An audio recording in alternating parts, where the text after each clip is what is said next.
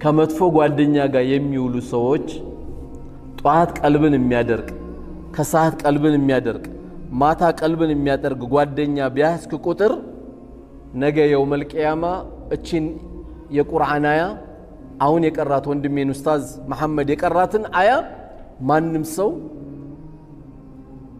ትካዜ ውስጥ ሐዘን ውስጥ ይገባል። ምን ይላል?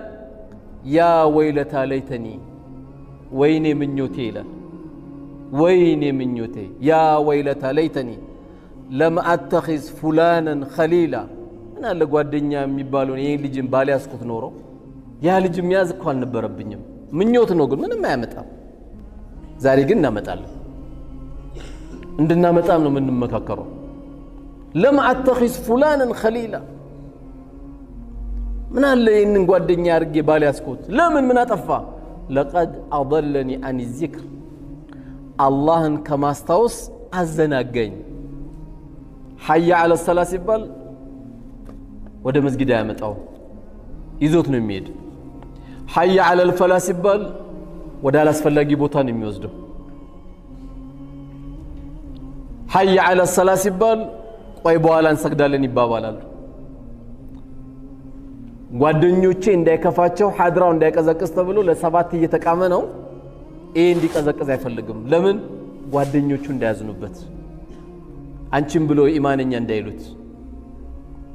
እየሰማ ግን ያለው የአላህን ጥሪ ነው። ይሄ ጓደኛ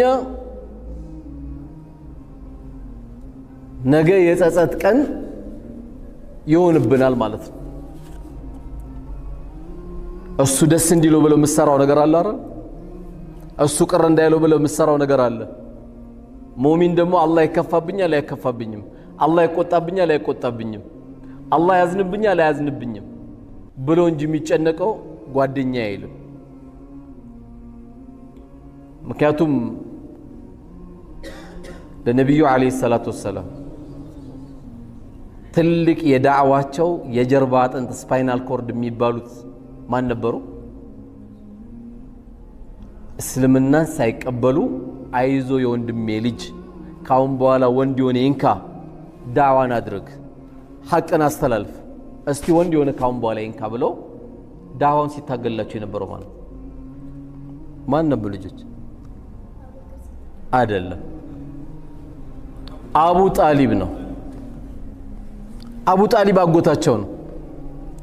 በነብዩ ጉዳይ አለይሂ ሰላቱ ወሰላም ተንሰፍስፈዋሉ። ለምን? የቲም ሆነው ነው ያደጉት። እናት የላቸውም፣ አባት የላቸውም፣ ማን የላቸው?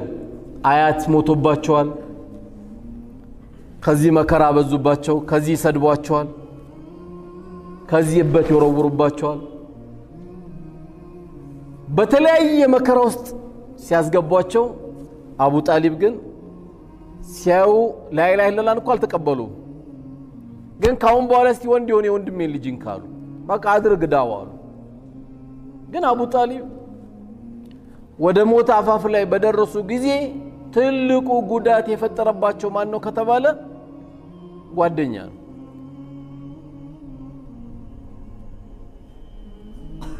ከዚህ በኩል ማን አለ? ረሱል አለይሂ ሰላቱ ወሰላም አሉ። መሃል ላይ ማን አለ? አልጋው አለ አቡ ጣሊብ የተኛበት። ከዚህ በኩል ደግሞ የተረገመው ማን አለ? አቡ ጃህል አለ።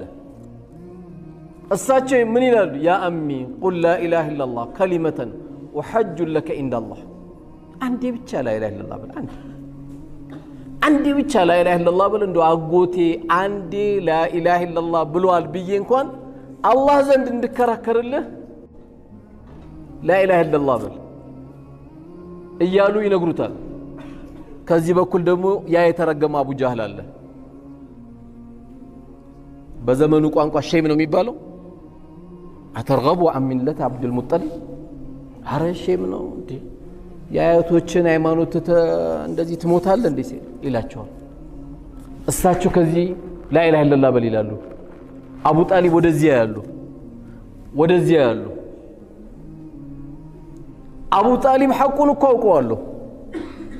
ምን ከለከላቸው? ጓደኛ